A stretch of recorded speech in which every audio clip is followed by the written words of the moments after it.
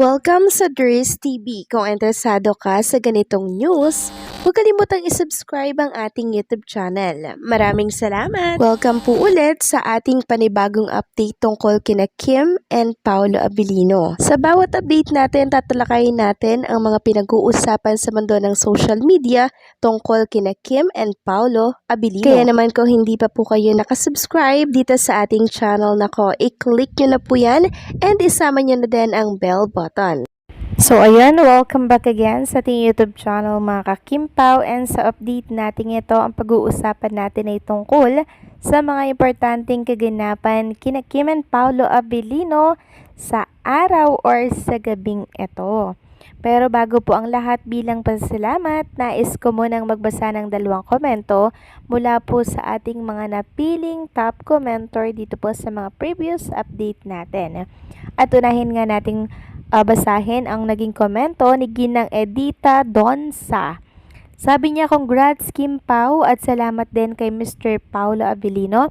Napakamaalaga na jowa yun. Yes, yan ang magustuhan namin ni Pao. Napaka-gentleman naman sa kanyang Princess Chinita na walang iba kundi si Kimberly Suyapchu. Sana sila na. Walang iwanan Kim Pao. So ipag-pray din natin mga ka-Kimpaw yung ating mga kahilingan na sana hanggang dulo mauwi po itong relationship na to sa simbahan. Kasi lahat ng sama-samang pinagdarasal, syempre mga ka-Kimpaw, mas powerful po yun. Next naman na ating babasahin mula kay Ginang Lourdes Flores. Sabi niya, wow, yes, Kimpaw Tandem really deserve to receive the said award as the most popular love team for their very much compatible to each other with a wonderful camaraderie. How I wish I can meet them personally. As of now, all I'm doing is to continue praying to God that Kim and Paolo be always protected from any danger and be always scared. And internally forever full of sincere and real love.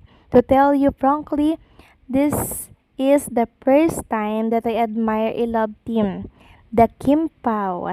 Grabe naman yon, Ginang Lourdes Flores.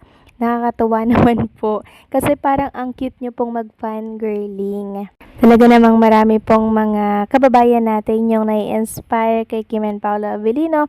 Marami po nilang napapasaya, diba? At isa na po tayo doon. Kaya sana po mga ka-Kimpaw, continue praying for Kim and Paolo Abilino, okay?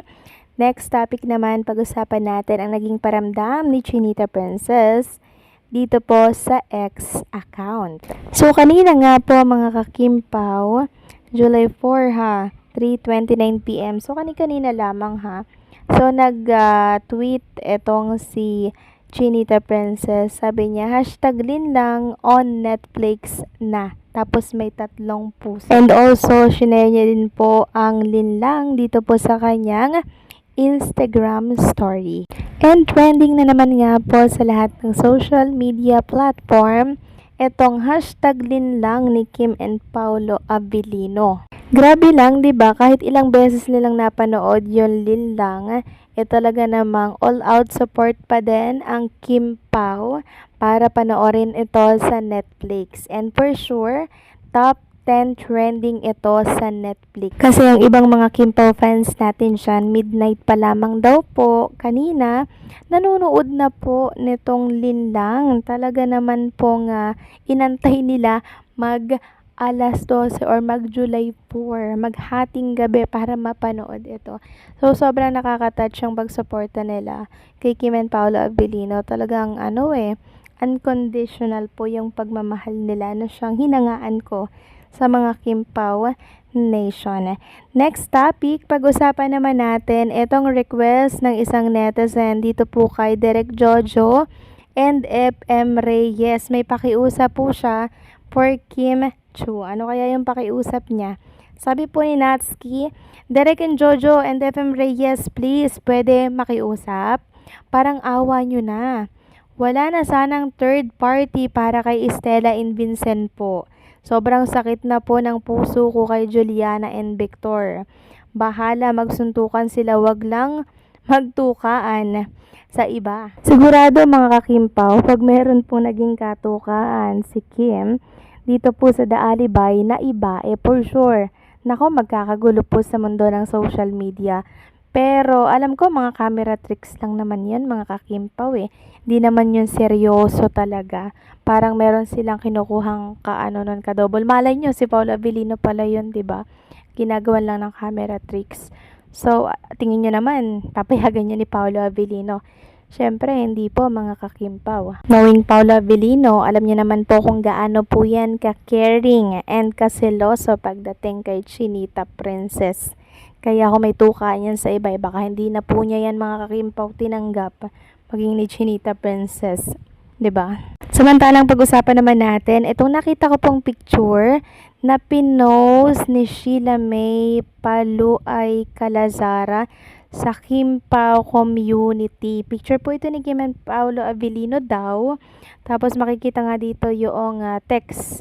Sabi dito mga kakimpa, OMG, Kim Pao spotted, saan kaya ito? Tapos makikita nyo po si Boy nakahubad. Si girl, mahaba yung buhok niya. Parang katulad nung kay Chinita Princess. Itong si Boy naman, kalikod ni Paolo Avellino. And then, kakatawan din po ni Paolo. Kabuhok, katenga, kaitsura, mga kakimpaw. Then, kaitsura din ni Kim Chu, yung babae po na katabi po niya, no? So, sabi dito sa screenshot po na text, Diyos ko, likod pa lang ni Pao siya na. Tapos si Kim kurbada niya. Walang malinaw nakuha sis, panakaw nga lang yan. Susuriin nyo nga mga kakimpaw kung si Kim and Paolo Avellino ba talaga ito nung time na hindi pa po nagpapagupit ng hair si Chinita Princess. Hayaan nyo pong suriin nyo po ito mga kakimpaw. Kayo po ang bahalang humusga kasi iba-iba naman tayo ng opinion na hindi ba merong nagsasabi na ay si Kim and Paolo Avellino yan sa kondo yan ni Chinita Princess dahil kakahuyan din daw yung view ng kondo ni Kim Chu. Merong nagsasabi na ay hindi si Kim Chu yan at hindi rin yan si Paolo Avellino. So hindi ko alam kung saan lalagay. Pero base naman dito, Kim Pao is spotted di umano. Sabi nga ng isang nag-comment dito, baka sa kondo ni Kimi dahil noong nagpunta si Kimi last year sa kondo siya na sobrang ganda sa pagkagawa. Nakita ang paligid ng kondo may ganyan. Maraming kahoy. May nagkomento pa na wow, sa kondo siguro ni Kimi.